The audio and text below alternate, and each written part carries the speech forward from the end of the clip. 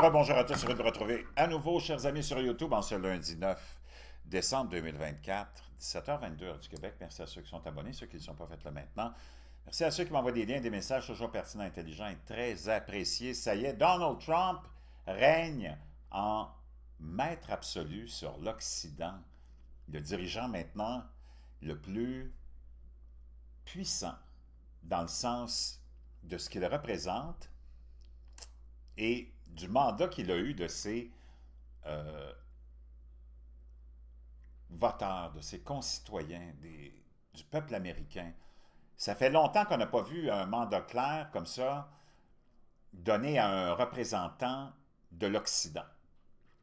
On a vu des présidents en France être toujours élus avec la peau des fesses. Ici aussi, des gouvernements de coalition parce que il n'y a personne qui est capable d'avoir une majorité parce qu'il n'y a personne qui représente la population. C'est une division du vote, c'est confus. On ne sait plus pour qui voter. Tu votes pour le moins pire, le moins pire, le moins pire. Avec Donald Trump, c'était très clair. Son agenda, son programme était très clair. Et il a la majorité partout. Et aujourd'hui, on a appris que les sénateurs étaient pour confirmer toutes ses nominations. C'est extraordinaire. Il va pouvoir avancer avec ce qu'il a promis de faire aux Américains. Maintenant, il est en... Pour te démontrer comment c'est devenu celui qui va être probablement le leader de beaucoup, beaucoup, beaucoup de dossiers et probablement le leader du monde, celui qu'on t'avait dit, il n'est pas pris au sérieux, tout le monde se moque de lui, je peux te dire une chose, il est à l'ouverture, il était à l'ouverture, je t'en ai parlé, la réouverture de la cathédrale de Notre-Dame à Paris. Je ne sais pas, Manto puis moi, il n'est pas président encore, là. C'est le 21 janvier que ça va se faire 2025. Celui qui aurait dû être invité, c'est Joe Biden, mais il ne l'a pas été. On a invité Donald Trump. Et je peux dire une chose, quand il est arrivé là, tout le monde s'est mis à trembler. OK? Parce qu'on le sait, ce gars-là, c'est pas un politicien, c'est un gars qui est pas de l'élite. Regarde, il y a des gens qui me disent, ouais, c'est un gars de l'élite. Tous les dirigeants du monde entier depuis le début des temps, incluant le Fils de Dieu Jésus, tu ne peux pas avoir plus élite que ça, c'est le Fils de Dieu. C'est comme, allô, wake up. Le roi David, c'était pas un... tondait pas les moutons. Puis j'en passe, puis j'en passe. Tous les dirigeants de l'histoire ont toujours descendu soit directement de Dieu, du ciel, ou ont fait partie de l'élite.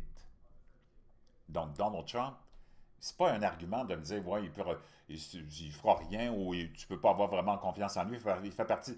Tous les dirigeants de tous les pays, de toutes les tribus, de toute l'histoire du monde, de l'histoire de l'humanité, sont tous issus de l'élite. C'est comme ça que tu veux que je te dise, que tu veux qu'on y fasse. C'est comme ces gens-là sont enclins à vouloir prendre le contrôle et diriger les populations. Ce que nous autres, on n'a pas. Il faut que tu sois vraiment un peu tordu, mais c'est ce qui fait que dans des périodes de l'histoire de l'humanité, tu as des dirigeants qui sont toutes l'élite, qui ont été vertueux, puis dans des périodes où les dirigeants étaient vertueux, ça allait bien pour la population. Puis dans d'autres périodes, comme actuellement en Occident, où tes dirigeants sont satanistes, décadents, dépravés, ça va mal. Donc, donnez-moi pas l'argument, il fait partie de l'élite. C'est pas important parce que tous les dirigeants font partie de l'élite. Et surtout ceux des pays les plus puissants et des empires les plus puissants. Donc, ceci étant dit, Donald Trump règne en maître. Arrivé là-bas, tout le monde tremblait. Dans un contexte complètement hallucinant, comme je te l'ai expliqué, la chute de Damas, la fuite d'Assad, personne n'avait vu venir ça. L'Iran est complètement, je pourrais dire, anéanti. Tu n'entends plus parler de l'Iran. Probablement qu'Israël a attaqué ses sites nucléaires et ils ne veulent pas nous le dire. Le Hezbollah est éliminé, le Liban, c'est fini de ce côté-là. Il reste le Hamas, mais je peux te dire une chose, il ne reste pas grand-chose du Hamas. Pas que je sois d'un côté ou de l'autre, je fais juste te dire ce qui s'est passé. Dans un contexte comme celui-là où la Russie perd, dans le fond, son pari avec Assad. Assad est rendu en Russie, à Moscou, en exil. Et apparemment, les cibles russes vont être énormes. Ils vont être ciblés par les rebelles en Syrie, parce que tu sais que les rebelles en Syrie ont été soutenus par l'Iran et un peu les pays européens, alors que Assad était soutenu par l'Iran et la Russie, comme je te disais. Tu vas avoir des répercussions, des revanches qui vont se faire. Maintenant, ceci étant dit, on va aller voir les grands titres parce que quand même, il y a beaucoup de choses qui bougent énormément. Un petit clin d'œil suite à ce que je pense que c'est l'Australie qui mange trop de viande de kangourou. Ils sont devenus sautés, et qui ont passé une loi pour interdire les réseaux sociaux aux adolescents, aux enfants de moins de 16 ans. Ça, c'est la responsabilité des parents. Mais enfin, tu as la Suède qui envisage une limite d'âge pour les réseaux sociaux. Donc, tu sais que ça va se répandre comme une traînée de poudre dans nos pays globalistes, mondialistes, autoritaires, que nous sommes devenus, totalitaristes, que nous sommes devenus. Puis nous autres, on va accepter ça. C'est ça le problème, c'est qu'il n'y a pas de citoyens qui prennent la peine de s'élever contre ça. Ils vont tout accepter. C'est complètement dramatique, mais qu'est-ce que tu veux? C'est comme ça. Maintenant, euh, ce dont je voulais te parler, c'est le Moyen-Orient qui est à conquérir, hein, absolument. La libération en Syrie, la Maison-Blanche s'effondre avec une fortune de plusieurs milliards de dollars et du sang sur les mains. On parle ici de la Maison-Blanche de Assad, d'un palais rempli de Ferrari et d'Aston Martin. Que va-t-il se passer pour Asma al-Assad, une ancienne écolière britannique devenue paria internationale? Il y a encore des rebondissements et de grands dangers. La Maison-Blanche se précipite pour stabiliser le pays. Les rebelles libèrent des prisonniers des célèbres cachots, un abattoir humain. Un revers qui menace les principales bases militaires de la Russie, et l'Iran est dans une position de faiblesse sans précédent alors qu'on a un exode massif des réfugiés. Pendant ce temps-là, Netanyahou va avoir un procès pour corruption qui commence bientôt. On va commencer avec la première. Et ça vient du Télégraphe qui nous dit que le palais la maison, dans le fond, la chute de la maison Assad, avec une fortune de plusieurs milliards de livres et du sang sur les mains, comment un ophtalmologue dégingandé est devenu un dictateur brutal, président à 13 ans de carnage qui a coûté la vie à plus d'un demi-million de personnes. Il n'avait pas l'allure d'un dictateur gauche et dégingandé. Ses manières étaient modestes, du moins jusqu'à ce qu'il ouvre la bouche. Bachar el-Assad ne dégageait rien du machisme d'autres hommes forts arabes comme Muammar Kadhafi ou Saddam Hussein.